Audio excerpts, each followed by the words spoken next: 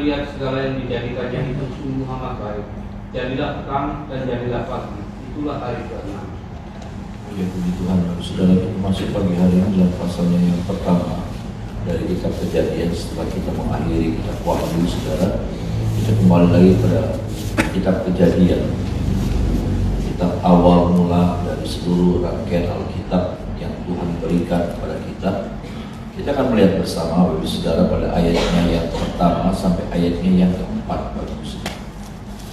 Ayat 1 sampai ayat yang keempat. Sama-sama kita baca ayat-ayat 1, 2, 3. Pada mulanya Allah menciptakan langit dan bumi. Bumi belum berbentuk dan kosong, gelap gulita menutupi samudera raya, dan Roh Allah melayang-layang di atas permukaan air. Berfirmanlah Allah, jadilah terang, lalu terang itu jadi.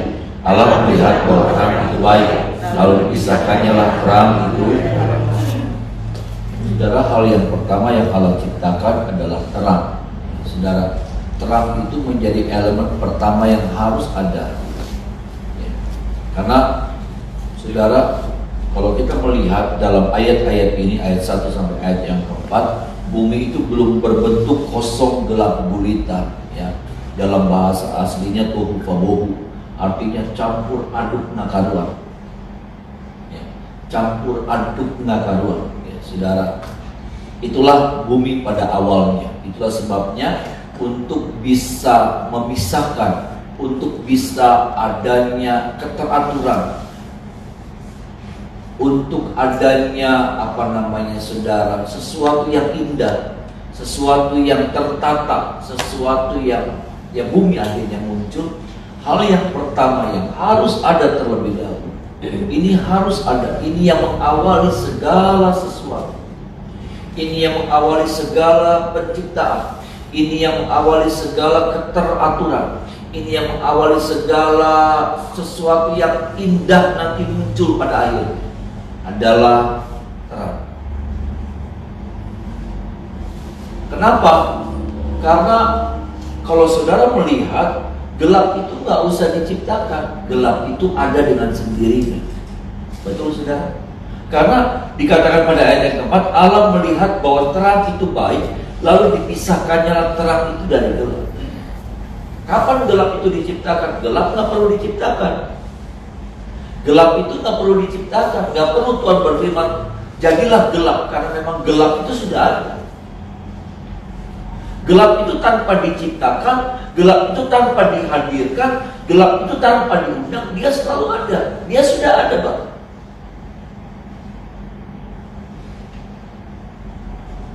Dan itulah sebabnya, saudara, gelap itu membuat segala sesuatunya itu campur aduk.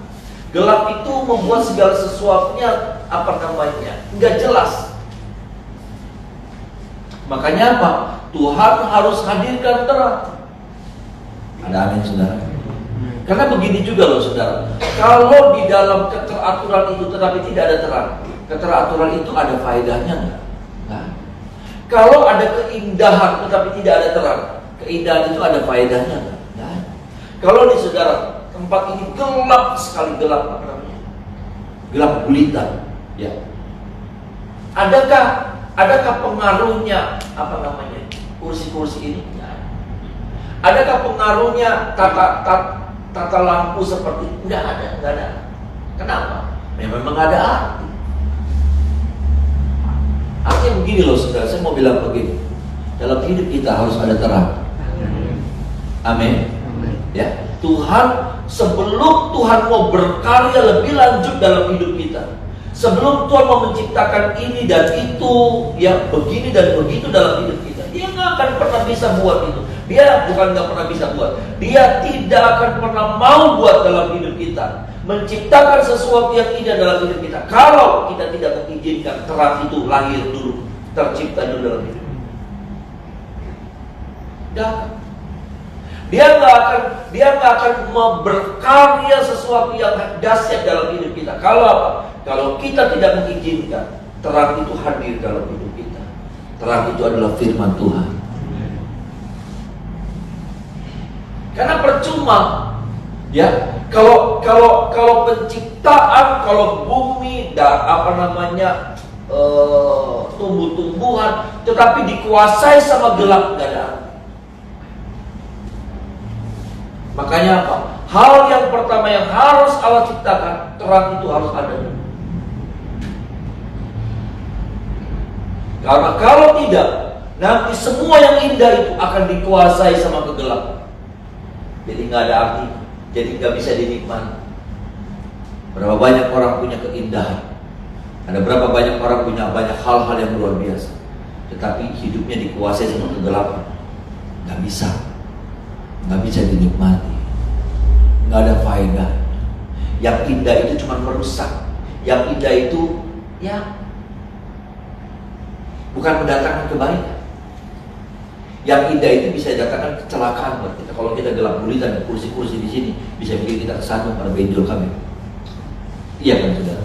Kursi-kursi di sini saudara cuma jadi batu sandungan buat kita. Padahal kursi ini kalau terang ini ada, ini jadi bagus buat kita dulu. Tapi kalau enggak, berantakan. Kita bisa tabrak sini, kita bisa kesandung, nabrak ini, jatuh, patah tulang dan lain sebagainya. Seperti itulah kurang lebih saudara. Kalau kita cuma mau menghadirkan keindahannya, penciptaan karya Tuhan dalam hidup kita, tetapi kita tidak mau menghadirkan, tidak mau mengizinkan terang itu hadir dalam hidup kita, kacau nanti hidup kita. Makanya izinkan terang itu berkuasa dalam hidup kita.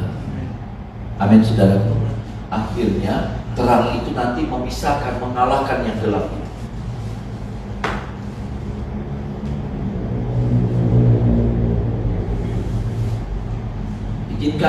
Izinkan terang dulu, karena dari terang itu nanti kita akan melihat. Kalau kita mau mengizinkan terang itu menguasai kita, nanti kita lihat ada perkara-perkara yang dahsyat yang Tuhan nyatakan dalam hidup kita. Amin. Ada perkara-perkara yang luar biasa, yang indah-indah, yang dahsyat-dahsyat Tuhan akan kerjakan selanjutnya. Kenapa? Karena memang tidak berhenti sampai pada penciptaan terang. Penciptaan terang itu di hari pertama, itu baru awal mula dari segala sesuatu. Tapi coba kalau kita izinkan terang itu berkuasa atas hidup saya dan saudara, jangan heran hari-hari kita menjadi hari-hari yang dahsyat dan luar biasa. Ada hari kedua, ada hari ketiga, ada hari keempat. Dia bukan cuma menciptakan terang, dia bukan hanya bisa dan mampu menciptakan terang, tapi dia juga mampu menciptakan hal-hal yang luar biasa yang lain. Tetapi dia tidak akan menciptakan hal-hal yang lain dalam hidup kita. Dia tidak pernah menghadirkan hal-hal yang lain dalam hidup kita kalau kita tidak mengizinkan terang itu hadir dulu dalam hidup. Karena percuma. Ini hal yang pertama, saudara. Sekali lagi, gelap itu sudah ada dengan sendiri. Gelap itu nggak usah diciptakan. Artinya gini loh, saudara. Kalau kita tidak menghadirkan terang, sudah pasti hidup kita dikuasai sama kegelapan.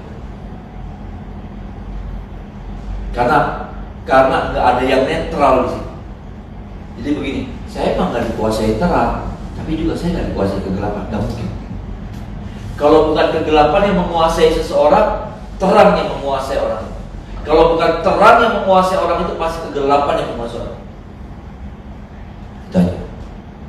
Nggak ada daerah abu-abunya, nggak ada area non konfliknya, daerah tanpa perangnya tuh sudah, daerah netralnya tuh kan. Dalam kehidupan ini nggak ada yang namanya daerah netral. Kalau saudara dan saya mengizinkan terang, pasti gelap yang menyingkir. Tetapi kalau kita tidak mengizinkan terang, pasti kegelapannya yang hadir. Tolong kita ya saudara. Saya melihat saudara selalu belajar dan rindu menghadirkan terang itu hadir dalam hidup saudara. Ya, dengan tiap pagi saudara datang, itu artinya saudara sedang terbuka hati untuk mengundang terus terang itu hadir dalam hidup. Kenapa yang saya mau bilang begini? Karena kegelapan itu tidak pernah mengenal kata menyerah. Gelap itu tidak pernah bilang kalah. Kita yang suka bilang Kita yang suka bilang kita menyerah sama keadaan, menyerah sama kesulitan hidup, menyerah sama pergumulan hidup. Tetapi kegelapan tidak pernah mengenal kata menyerah. Tiap saat dia berusaha terus, saudara. Kalau kita pun sudah dikuasai sama terang, terang yang dahsyat, terang yang luar biasa, ya, terang yang gilang gemilang, saudara, kita sudah dikuasai. Tetapi terang gelap itu terus menunggu waktunya. Gelap itu selalu mengintip, ada celah dia masuk. Makanya puji Tuhan, tiap hari kita menghadirkan terang itu ada dalam hidup kita. Ya, terang itu kita undang tiap hari untuk hadir terus menguasai. Ini bagian yang pertama, Bapak Ibu Saudara. Kita masuk pada bagian yang kedua. Ayat 26 dan 27. 26 dan 27. Sama-sama kita baca ayat-ayat. 1, 2, 3.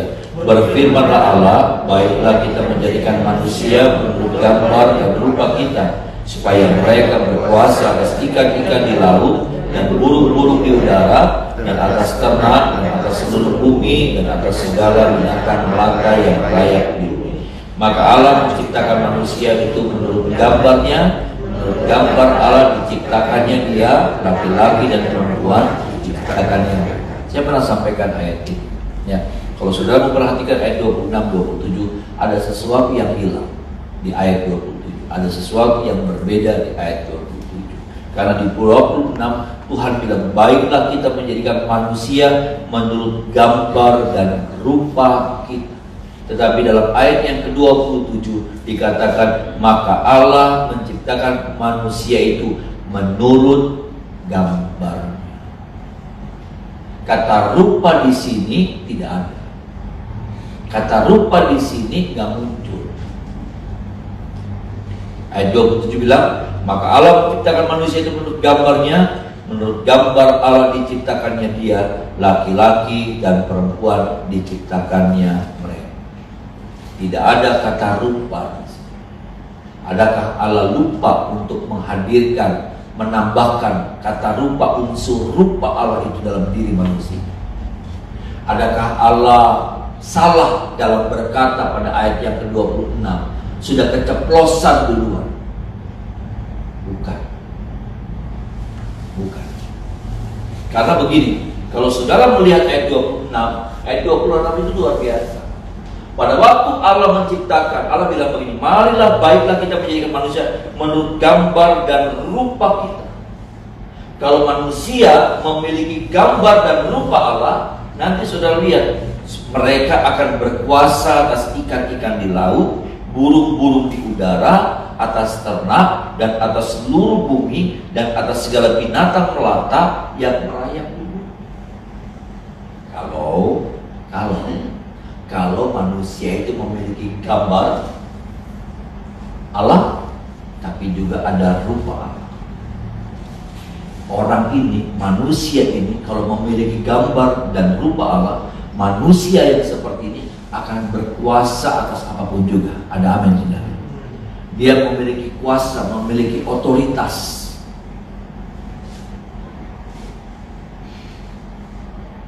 Dia memiliki otoritas karena Tuhan bilang dia akan berkuasa atas ikan-ikan, dia akan berkuasa atas burung-burung, dia akan berkuasa atas ternak. Ini bicara tentang apa? Ini bicara tentang ekonomi, ini bicara tentang keberkatan. Dia berkuasa atas apapun. Ini bicara tentang keberhasilan hidup, ya. Udara dia kuasai, darat dia kuasai, lautan dia kuasai.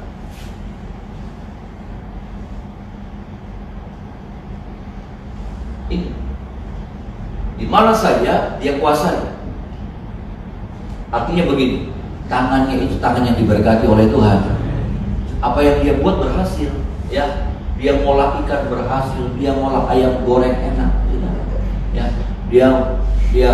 Dia olah burung juga, burung darat juga enak. Kalau ini bicara makanan, dia akan berkuasa. Hidupnya menjadi hidup yang punya otoritas. Saudara rindu hidup saudara dan saya penuh dengan otoritas Allah? Ya. Apa yang kita lakukan berhasil, apa yang kita perkatakan terjadi.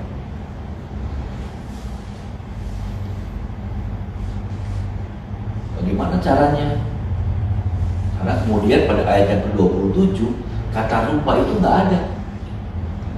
Hanya adanya gambar Allah saja. Yang saya katakan, adakah Allah kemudian menyesal untuk menghadirkan rupa Allah itu? Karena kalau rupa Allah itu nggak ada dalam diri kita, kalau rupa Allah itu nggak ada muncul dalam hidup kita, maka maaf saudara, kita menjadi orang yang punya otoritas. Kita nggak akan memiliki kuasa itu. Kita akan menjadi orang yang dikuasai.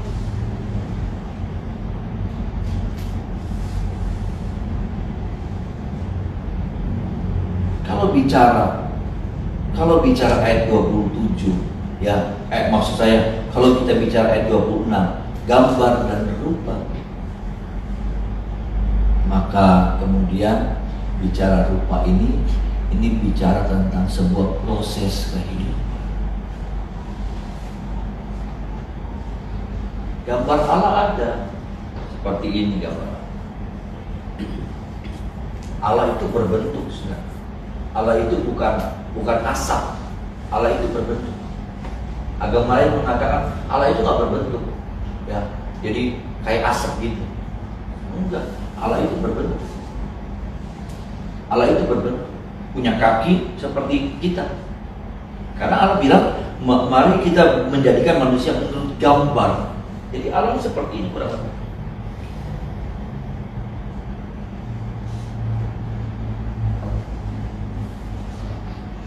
Sekali lagi, kenapa tidak ada rupa? Karena rupa Allah. Rupa ini bicara tentang karakter Allah. Ini hasil dari sebuah proses perjalanan hidup seseorang.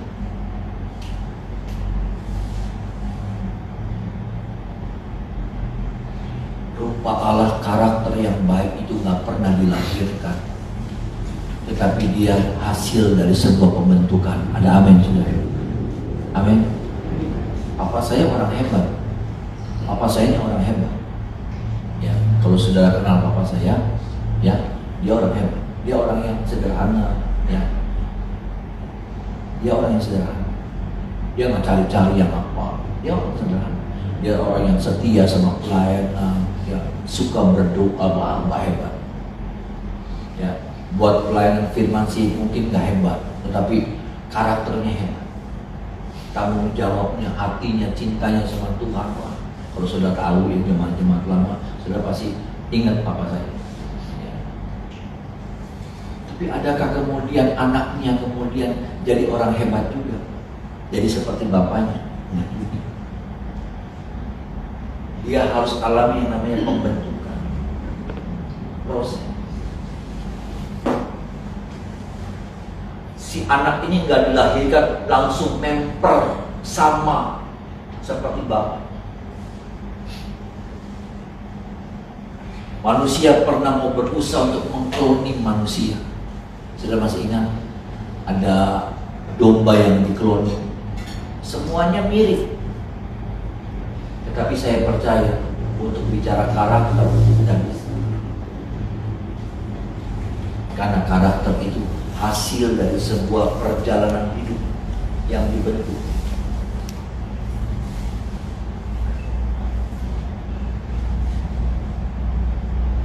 Kenapa rupa Allah menjadi penting? Karena tadi dikatakan ayat 26, kalau kita memiliki rupa Allah, kita memiliki otoritas Allah. Amin. Kalau kita memiliki rupa Allah, kita memiliki otoritas yang ada pada kita. Kalau kita tidak memiliki rupa Allah, saudaraku, maka otoritas itu nggak ada.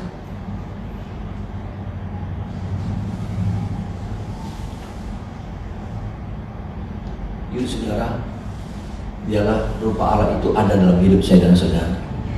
Ini bukan tentang ajakan, tetapi ini adalah sebuah keputusan kita untuk masuk dalam sebuah proses yang tidak pernah habis. Proses pembentukan rupa Allah dalam hidup kita, memiliki karakter Allah itu nggak pernah selesai. Nanti selesainya sampai mati.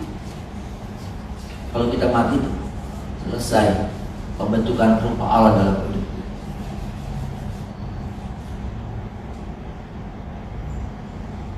Makanya gereja kita punya gerakan, punya itu ya sudah tahun ini nyalakan api Pentakosta. Itu tuh nggak bisa cuma yang saya katakan, itu tuh nggak bisa cuma ayo nyalain api Pentakosta dengan ibadah di mana-mana, ya, dengan KKR di mana-mana. Harusnya tiap bulan saudara ada dari Jawa Barat, nanti pindahin apinya kemana, nanti puncaknya di Manado. Tahun depan puncaknya di mana? Acara gede-gedean seluruh gereja, ya. Perkirakan ya ribuan orang. Tapi yang saya cuma tadi waktu acara ulang saya bilang, api itu nggak pernah nyala, Roh Kudus itu nggak pernah kerja. Karena Roh Kudus itu nggak cuma bilang begini, Roh Kudus bekerjalah ya Roh Kudus, bekerjalah ya Roh. Bukan cuma itu. Saudara harus sediain korban supaya api itu bisa menyala. Ada amin saudara? Amin. Ya, seperti Elia itu saudara, waktu dia mau bakar korban lawan berapa itu? 450 Nabi Baal. Ya, dia harus sediain korban yang terbaik. Baru api dari langit itu turun bakar korban. Kemarin saya sampaikan, di mana ada bangkai, di sana ada burung nasar. Burung nasar itu bicara tentang pekerjaan. Di mana ada bangkai, di situ pasti ada burung nasar berkerumun. Itu menjadi sasaran empuk, itu menjadi targetnya Roh Kudus. Di mana? Ketika ada orang-orang yang berani belajar mematikan keinginan daging. Nggak cari kehormatan gitu. Waduh, saudara, kalau saya mau kesinggungan, saudara, maaf nih. Kalau saya pengen kesinggungan, waduh banyak. Kalau saya baperan orangnya, waduh, saya ini ketua umum, banyak nggak dihormatin orang sudah. Banyak nggak dihormatin orang, banyak disepelein orang, bukan sama orang luar, tapi sama orang-orang. Kalau saya pengen baperan, wah, tak kecap-kecap sudah. Dari urutan ini yang mestinya saya dulu, nanti ini yang bagiannya saya dilewat, sering. Makanya saya marah kalau ada orang-orang yang baperan. Yang cuma taruh di sini marah, yang begini marah. Makan puji banget, makan hormat sih, cari kehormatan sih. Udahlah. Banyak saudara. Tapi bukankah kita rindu, kita lagi bicara tentang pekerjaan, bro. Tapi hal-hal yang kecil, daging ini sudah nggak bisa dikendalikan. Daging ini, aduh, pengennya dipuasin terus.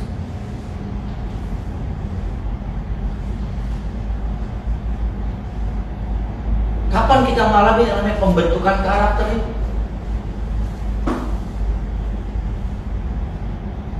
Kapan rupa Allah itu hadir dalam hidup kita sehingga siapapun kalau sudah jadi pedagang pebisnis yang punya otoritas. Ada amin sekarang.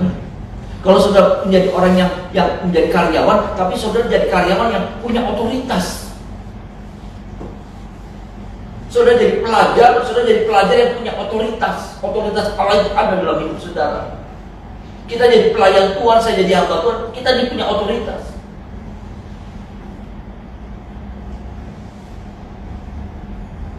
Maaf nih saudara, nggak berlebihan, nggak bicara sombong. Tapi saya merasa saya itu punya otoritas saya. Allah berikan itu sama saya. Di mana saya ada, di situ saya melihat ada mujizat, ada pembelaan Allah, ada penyataan Allah dalam hidup. Nah saya rindu, saudara juga pasti bisa mengalami hal itu. Ada amin saudara. Kalau apa? Kalau rupa Allah itu ada dalam diri kita, belajar menghadirkan rupa Allah itu. Kita belajar menampilkan rupa Allah itu. Dengan cara apa? Kita mengizinkan proses demi proses itu.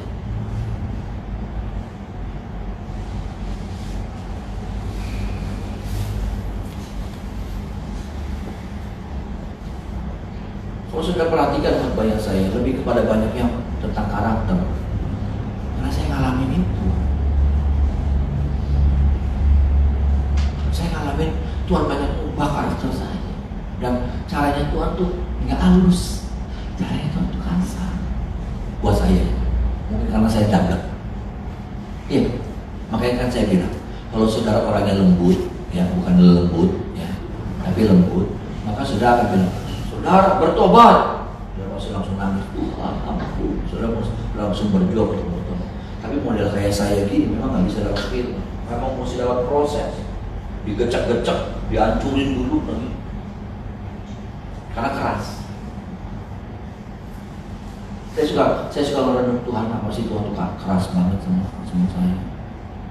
Kayak Tuhan bilang, kamunya keras, nggak belum. Tapi saya bersyukur Tuhan masih mau. Tapi saya masih bersyukur Tuhan masih mau ngurusin hidup saya. Tuhan masih mau untuk ngeladenin saya. Biasanya kan kalau orang yang keras kan dilewat. Itu model-model gini nih saudara, yang model-model gini. Kan, makanya prosesnya juga keras. Prosesnya juga, aduh, nggak bisa cuma dibelai-belai, nggak bisa dikepung. Nggak bisa tuh ayo. Ada jemaat yang, yuk ayo Ci, udah nurut masuk ke gereja, Ci, gereja ya Ci. Ya. Ada yang, Ci, udah sampai marah-marah, tetap enggak. Sampai Tuhan yang turun tangan, dipukul dulu baru gereja. Udah, ya, maaf ya Ci, yang keras. Ada kayak gitu, yuk melayani, yuk komsel, iya, tapi beli tekanan, tapi ada orang yang lembut gitu, ya udah, nggak mungkin Tuhan sudah dengar terus dipukul juga. Model kayak saya tuh kan mesti digebuk, mesti dihajar, mesti dimasukin dalam api masalah, baru lebur. Nggak cukup dipanasin steam gitu kayak setrikaan terus langsung rata. Oh enggak, mesti dipanasinnya tinggi. Kadang-kala Tuhan proses kita dengan cara yang halus, tapi Tuhan proses kita dengan cara yang keras. Tapi sesungguhnya tujuannya apa? Supaya rupa Allah itu hadir dalam hidup kita. Supaya kita menjadi orang yang punya otoritas dalam hidup ini.